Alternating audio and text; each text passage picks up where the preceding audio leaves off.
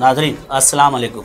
Recite today team जो है TT के ताल्लुक़ से लोगों की गलत फहमियों को दूर करने की कोशिश कर रहा है और आज उसी सिलसिले में आज हमारे साथ मौजूद है अताउर रहमान नूरी साहब, जो नूर एकेडमी के रूह रवां भी है और जिन्होंने अपने लेक्चर के ज़रिए लाखों लोगों की रहनुमाई की है। और हम इसी उम्मीद से आज उनसे बात करते हैं कि टीटी जो एक सवार हो चुका है जहनों पर, उसे किस तरह से दूर करे। तो सबसे पहले रिसाइट टुडे में अता साहब आपका इस्तकबाल है।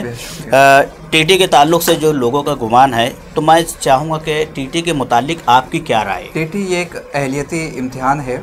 जैसा कि हम सभी हजरात जानते हैं, डीएड के बाद सर्विस के लिए गवर्नमेंट के जानिब से अब बंदिश लगा दी गई है कि ऐसे अफराद जिन्होंने डीएड कोर्स किया है वो टीटी क्वालिफ़ाई करें, उसके बाद ही उन्हें सर्विस के लिए एलिजिबल करार दिया जाएगा। यही कंडीशन बीएड स्टूडेंट के लिए भी है और ये कोई नई बात नहीं है। इस तरह की terms and condition senior college के लिए बहुत पहले लागू कर दी गई है।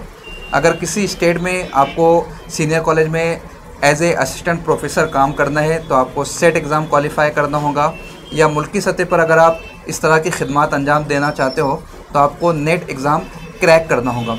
उसी तरह डीएड या बीएड करने वालों को यहाँ पर टीटी एग्ज़ाम क्रैक करना है। तो सिर्फ ये एक अहलियती इम्तिहान है जिसको क्वालिफ़ाई करने के बाद ही हम एलिजिबल करार दिए जाएंगे टीचर बनने के लिए। टीटी के ताल्लुक़ से आपने देखा अताउर रहमान साहब के क्या ख्यालात है। मैं आपसे ये पूछना चाहूँगा कि टीटी अगर पास होते हैं तो उसके बाद टेट की क्या ज़रूरत है? देखिए, पैमाने हर दौर में तब्दील होते रहे हैं। मसलन पहले डीएड या बीएड के बगैर भी टीचर कोई इंसान बन सकता था 10th के बेस पर, 12th के बेस पर, मगर जैसे जैसे तालीमी बेदारी आते गई, लोगों का रुझान तब्दील हुआ, ट्रेंड चेंज हुआ और काफ़ी बड़ी तादाद में लोग टीचर बनने की तरफ राग़िब हुए। तो फिर वहाँ पर डीएड और बीएड कोर्सेज़ को लॉन्च किया गया। अब और भी ज़्यादा तादाद में स्टूडेंट्स इस फील्ड में आ रहे हैं, वैकेंसीज़ कम से कम होती जा रही है, नित नई बंदिशें आती जा रही है। तो इस ट्रैफिक को किस तरह से रोका जाए, इसलिए इस तरह के इम्तिहानात लागू किए जाते हैं कि अब सिर्फ डीएड या बीएड होना काफ़ी नहीं है, बल्कि उन लोगों को टीचर भर्ती के लिए एलिजिबल करार दिया जाएगा जो टीटी या टेट एग्ज़ाम क्रैक किए होंगे। जैसा कि हमने पहले ही बता दिया कि इस तरह के मरहले और भी फील्ड में लागू किए जा चुके हैं, सीनियर कॉलेज में लागू किए जा चुके हैं, तो टीटी भी उसी का हिस्सा है। तो जैसा कि मैंने बताया कि पैमाने तब्दील हो रहे हैं, तो टीटी क्रैक होने के बाद अब हुकूमत ने ये बंदिश लगा दी है कि अब टेट क्वालिफाई भी होना ज़रूरी है। उसको इस तरह आप समझ सकते हैं कि पहले अगर पीएचडी करना होता था तो सिर्फ यूनिवर्सिटी का पेट एग्ज़ाम देना लाजमी था। किसी यूनिवर्सिटी का आप पेट एग्ज़ाम क्रैक कर लो और आप पीएचडी के लिए एलिजिबल करार दिए जाओगे मास्टर डिग्री के बाद।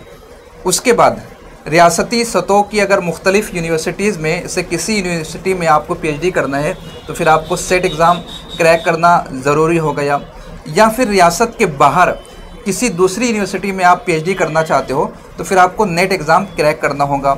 यही सूरत हाल सीनियर कॉलेज में लेक्चरशिप के लिए भी थी कि पहले सेट करना आपके लिए लाजमी था, उसके बाद बंदिश लगा दी गई नेट इम्तिहान की कि अब नेट करना ज़रूरी है।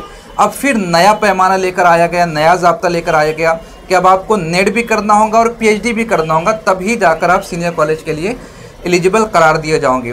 तो पहले पैमाना डीएड का था, बाद में पैमाना तब्दील हुआ, टीटी हो गया।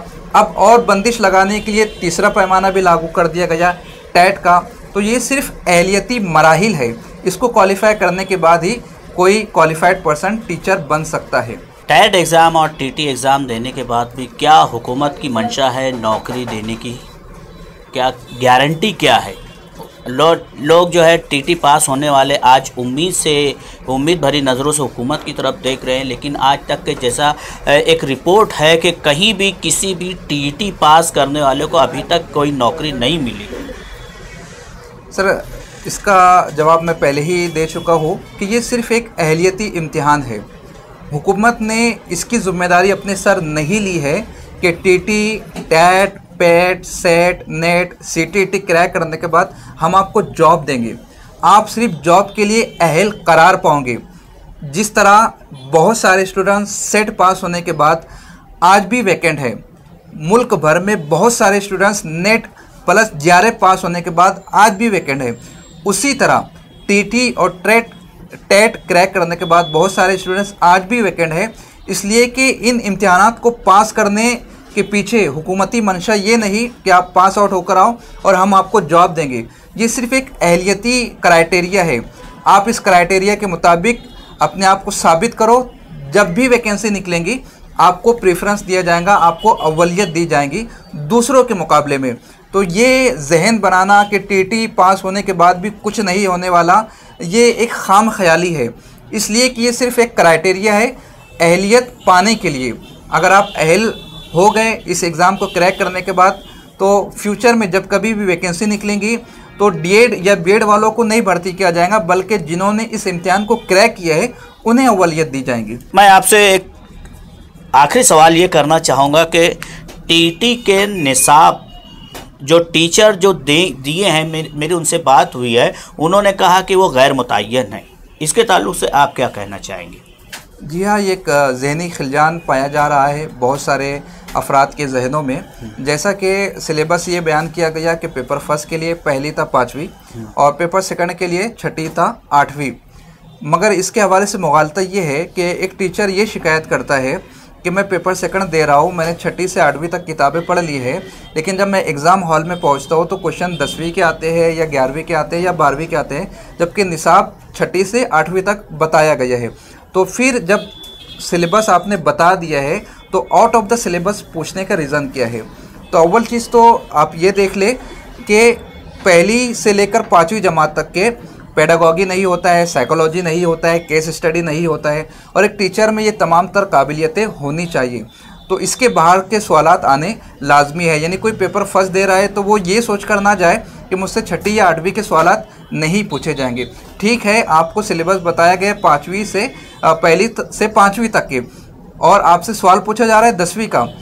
आप ये ब्लेम नहीं कर सकते कि मुझे तो 10वीं की किताब पढ़ने के लिए कहा ही नहीं गया। अगरचे आपको नहीं कहा गया, लेकिन आप तो 10वीं पास होकर आए हो, 12वीं आपने पास की है, उसके बाद आपने डीएड किया है या फिर बीएड किया है। तो जब आप इन मराहिल से गुजर चुके हो तो ऑटोमेटिकली इन तमाम सवालात के जवाब आपको होने ज़रूरी है।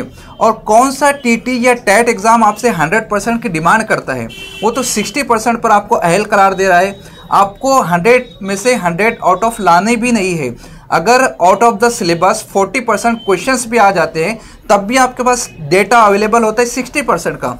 आप अपना 60% दीजिए, क्वालिफाई होकर बाहर निकल जाइए। तो ये जो रोना रोया जा रहा है निसाब का कि निसाब गैर मुतय्यन है, तो अरे भैया आप एनसीईआरटी सीरीज़ को पढ़िए, एनसीईआरटी बुक्स को पढ़िए, अपने निसाबी किताबों को पढ़िए, और कुछ पास होने के लिए अदर एक्टिविटी की ज़रूरत होती है, कुछ ज़्यादा अपने आप को मुताले की ज़रूरत होती है। सिर्फ 4-6 किताबों से कोई भी एग्ज़ाम निकाला नहीं जा सकता। अगर आपको क्रैक करना है, अगर आप क्वालिफाई होना चाहते हैं, तो आपको एक्स्ट्रा एनर्जी अपनी स्टडी में लगानी होगी। यानी आपने बहुत अच्छी तरह से इस बात को वाज़ेह किया है कि टीटी और टेट जो है किस लिए ज़रूरी है कि आप अपनी काबिलियत को और अपनी अहलियत को बढ़ाइए।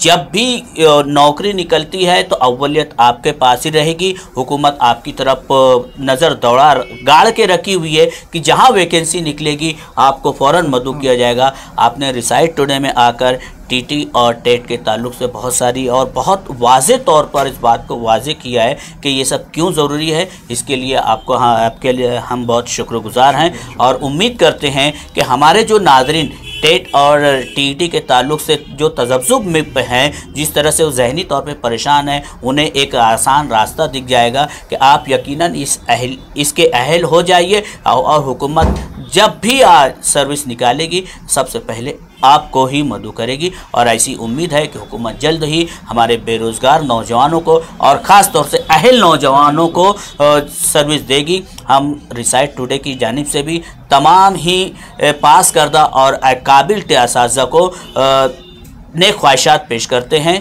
शुक्रिया, खुदा हाफिज़।